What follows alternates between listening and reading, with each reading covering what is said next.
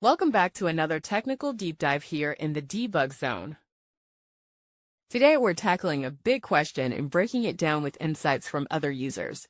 Hopefully this clears up some misconceptions and helps you get the answer you need. So buckle up, stay a little curious, and let's jump right in.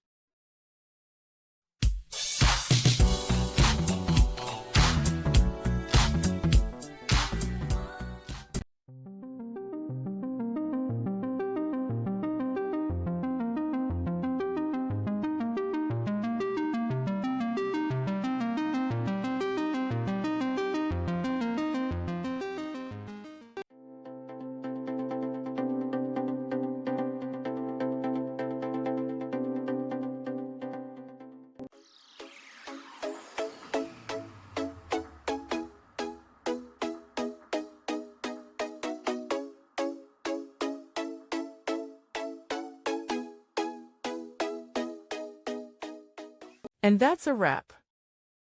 I hope you found the answer you were looking for.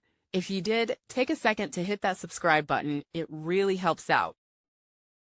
And let me know in the comments which solution worked best for you. See you next time in the debug zone.